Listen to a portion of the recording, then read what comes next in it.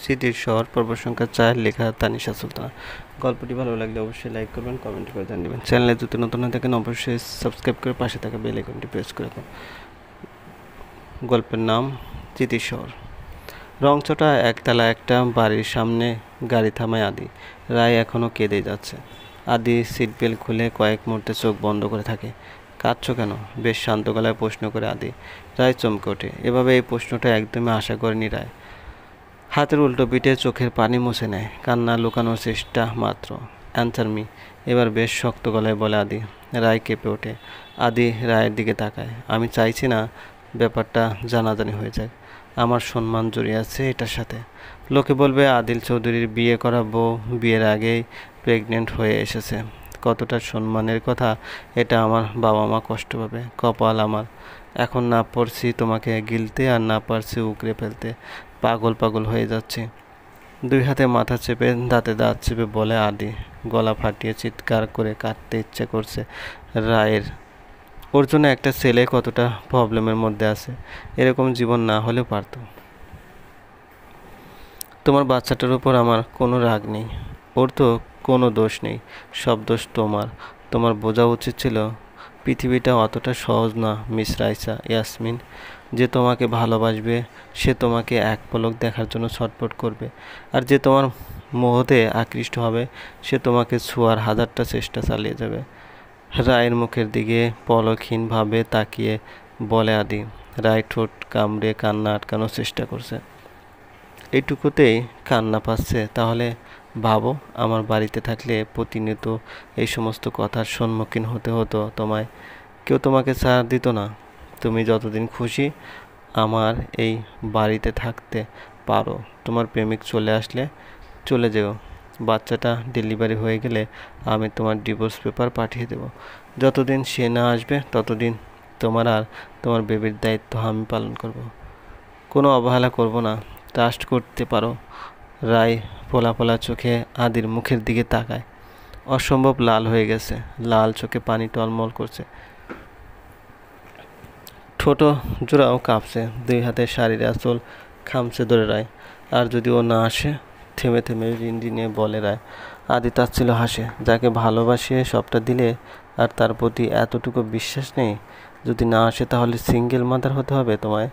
ভালোবাসা চিহ্নটাকে বাঁচিয়ে রাখতে, প্রতিষ্ঠিত করতে লড়াই করবে। এটা শুধুই আমার অ্যাডভাইস। তুমি অ্যাবর্শন করতে চাই? আদি কথাটা শেষ করার আগেই রায় না বলে ওঠে, চোখ বন্ধ করে নেয়। টুপ করে গড়িয়ে পড়ে চোখে জমে থাকা অশ্রুকণাগুলো। আদি একটু হাসে।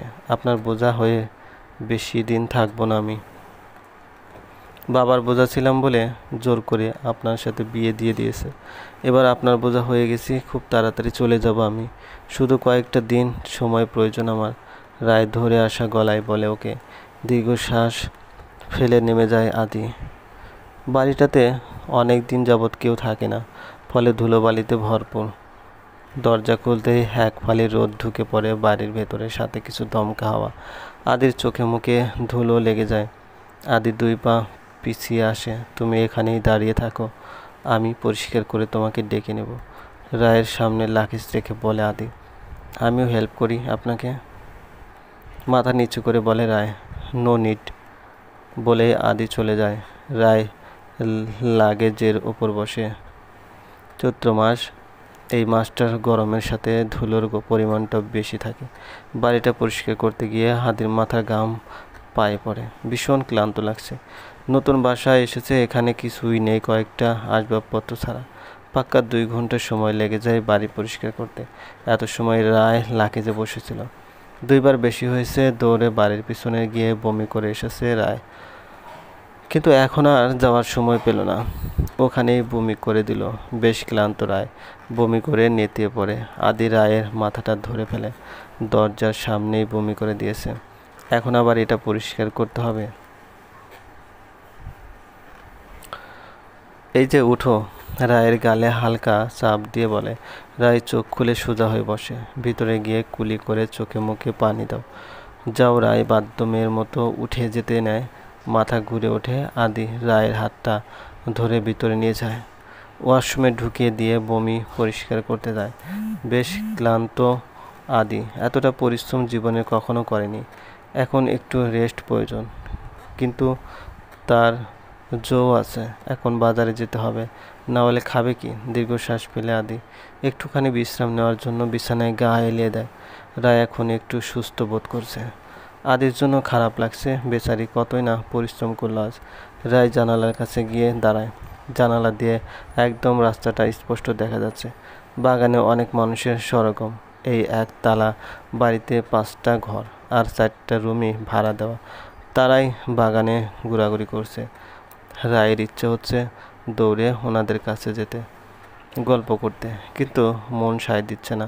ইদানিং নিজেকে লুকিয়ে রাখতে ভালো লাগে রায়ের। পৃথিবীটা বড্ড অসহায় হয়ে গেছে। এত সুন্দর দুনিয়া, এত সুন্দর সুন্দর মানুষ, সবাই কত হাসি খুশি, কিন্তু রায় কখনো সুখেই পেল না। প্রাণ খুলে কখনো হেসেছ কিনা জানে নাই। আল্লাহ বোধহয় ওকে কষ্ট পাওয়ার জন্যই দুনিয়ার পাঠিয়েছে ভেবে আলহামদুলিল্লাহ বলে রায়।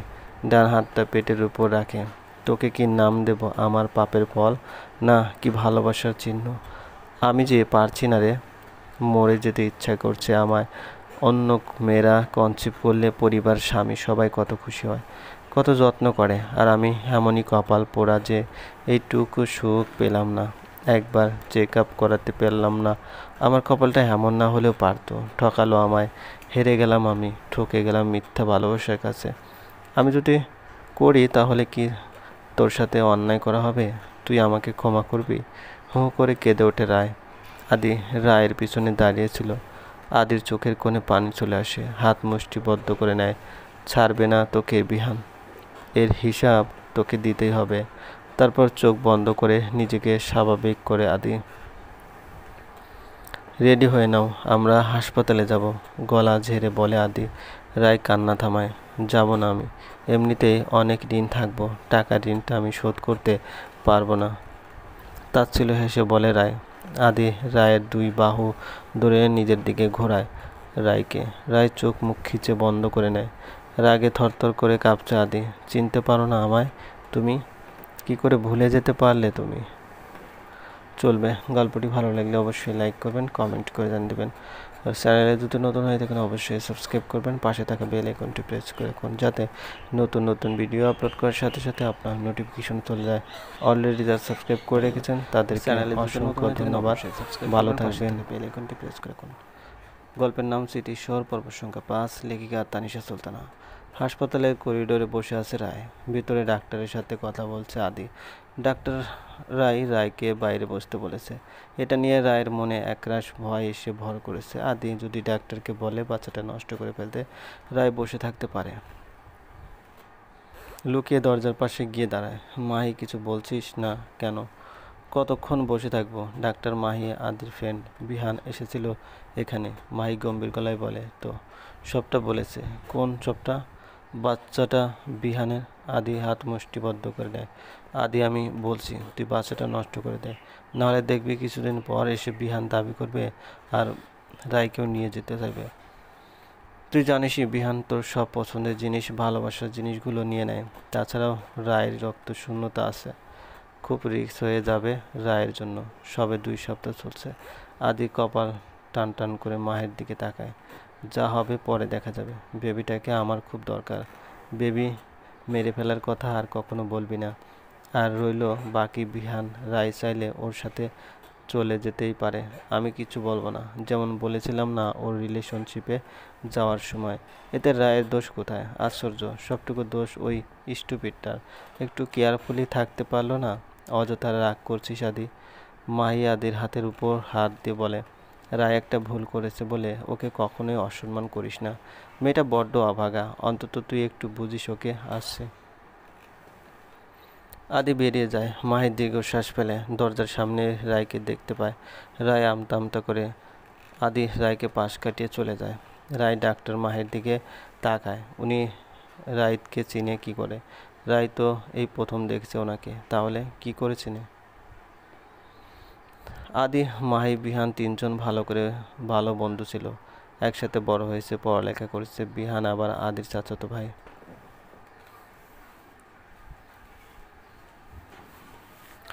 দিনটি ছিল শুক্রবার, 2010 সাল। রায়ের মা মারা যায়। দীর্ঘদিন ক্যান্সারে আক্রান্ত থাকার পরে মারা যায়। রায় তখন খুব ছোট, 10 বছর হবে হয়তো। আদি তখন 18 বছরে সবে পা দেবে।